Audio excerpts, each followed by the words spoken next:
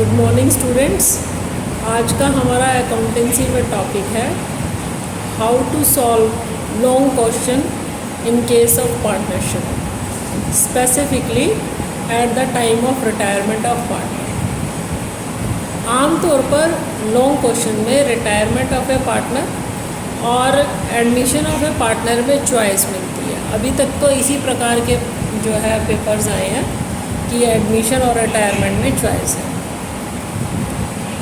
जो ये 8 नंबर का क्वेश्चन होता है, इसमें कई पार्ट्स होते हैं और हर पार्ट के अलग नंबर होते हैं। यूजुअली 2 से 3 नंबर का रिवैल्यूएशन अकाउंट होता है, 3 नंबर का हमारा कैपिटल अकाउंट होता है और 2 से 3 नंबर की बैलेंस शीट होती है। तो हमें ये तीनों पार्ट्स इस प्रकार आने चाहिए कि अगर एक आध आइटम हमारा गलत भी हो जाता है तो हमारे क्वेश्चन में कम से कम मार्क्स कटें।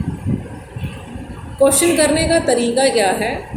सबसे पहले हम उसमें बनाते हैं रिवैल्यूएशन अकाउंट, जिसका बाकी किसी आइटम से या कैपिटल अकाउंट या बैलेंस शीट से जो है वो अटैच्ड नहीं है। अगर खाली रिवैल्यूएशन ही ठीक है तो उसके पूरे मार्क्स आपको 2 से 3 मिलेंगे। कैसे बनाना है?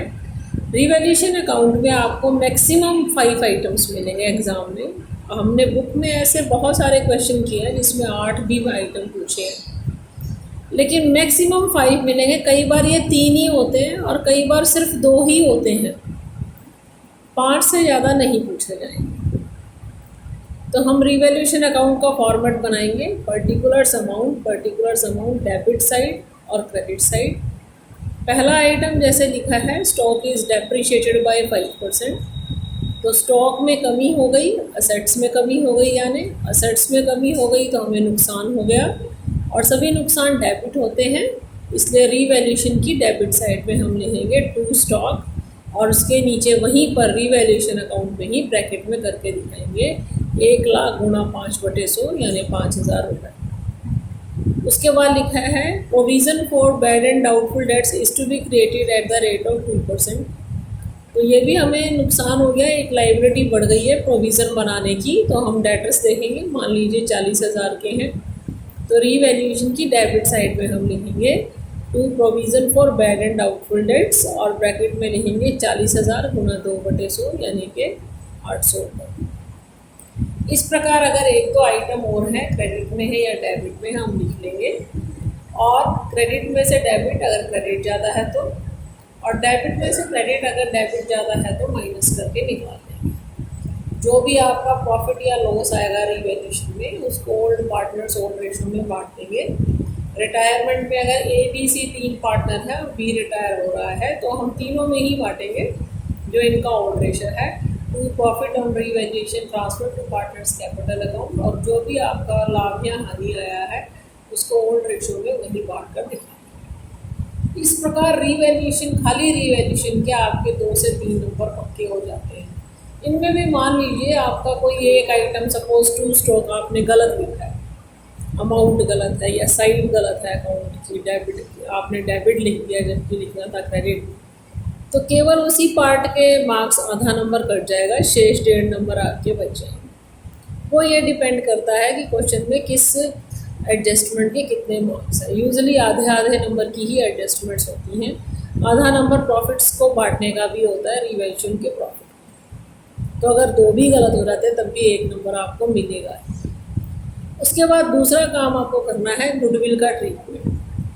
तो रिटायरमेंट के चैप्टर में तो आपके गुडविल का ट्रीटमेंट बहुत ही आसान है, सिर्फ आपको रिटायरिंग पार्टनर को उसका शेयर दे देना है। तो जो भी आपके सेक्रीफाइसिंग पार्टनर हैं जो आपके रिमेनिंग पार्टनर्स हैं, they will stand debited to outgoing partners account, तो पार्टनर्स कैपिटल अकाउंट। तो ब्रैकेट में आप लिख देंगे कि टोटल गुडविल फर्म की 1,80,000 है, इसमें से 1/3 B का हिस्सा 60,000 हो गया। इस 60,000 को A और C जो है वो गेनिंग रेशो में देंगे। गुडविल की एंट्री चाहे क्वेश्चन में पूछी है और चाहे नहीं पूछी है, आपको लिखनी ही है। सिमिलरली इस किसी क्वेश्चन में तो गुडविल का वैल्यूएशन आपको सीधा ही दिया हुआ कि फर्म की गुडविल, नई फर्म की गुडविल जो है 1,80,000 है, लेकिन किसी किसी प्रश्न में आपको निकालना भी पड़ सकता है एवरेज प्रॉफिट मेथड से या सुपर प्रॉफिट मेथड से। तो प्रश्न में चाहे पूछा है और चाहे नहीं पूछा है, आपको वो कैलकुलेट करनी ही है। अगर बैलेंस शीट में पहले से ही कोई गुडविल है, पुरानी गुडविल है, तो उसको ओल्ड पार्टनर्स ओल्ड रेशो में राइट ऑफ करेंगे, और इसकी एंट्री भी आप ज़रूर करेंगे, चाहे प्रश्न में नहीं पूछी है तब भी करेंगे। तो आप लिख लेंगे रिवैल्यूएशन के बाद ये एंट्री, और ABC debit to goodwill. Old goodwill मान लीजिए आपको 90,000 की दी थी, 90,000 को ओल्ड पार्टनर्स ओल्ड रेशो में राइट ऑफ कर देंगे। गुडविल का किसी प्रश्न में तो मार्क्स होते हैं और किसी में नहीं भी दिए होते हैं एग्ज़ाम में। अगर कैलकुलेशन और एंट्री के मार्क्स नहीं अलॉट किए गए हैं मार्किंग स्कीम में, तो वो आपको जो है पार्टनर्स कैपिटल अकाउंट पे इस पर्टिकुलर गुडविल की एंट्री का 1 नंबर ज़रूर होता है। मतलब आपने चाहे जर्नल की है या नहीं की है, लेकिन गुडविल के ट्रीटमेंट को पार्टनर्स कैपिटल अकाउंट में शो करने के मार्क्स होते ही हैं। तो ये आप पक्का करके चलें। गेनिंग रेशो निकालना बहुत आसान है, न्यू माइनस ओल्ड, और पूरे चैप्टर में गुडविल की एक ही एंट्री हो रही है। आमतौर पर जाने वाला डेबिट होगा, बाकी जो है पार्टनर्स आपके जाने वाला क्रेडिट होगा, बाकी पार्टनर्स आपके डेबिट। किसी किसी क्वेश्चन में अगर आपका गेनिंग रेशो भी किसी पार्टनर का माइनस में आता है तो वो भी क्रेडिट हो जाता है, लेकिन such questions are very rare. तो मोस्ट ऑफ द क्वेश्चन में यही मिलेगा, ये B is outgoing, A debit C debit to B आपको मिलेगा। गुडविल का ट्रीटमेंट पूरा होने के बाद आप पार्टनर्स कैपिटल अकाउंट ड्राफ्ट करेंगे, डेबिट और क्रेडिट साइड बनाएंगे, दोनों साइड पर्टिकुलर्स और 3 कॉलम अमाउंट के ABC। सबसे पहले आप कैपिटल शो करेंगे बाय बैलेंस फ्लो डाउन, जैसा कि बैलेंस शीट में दिया गया है।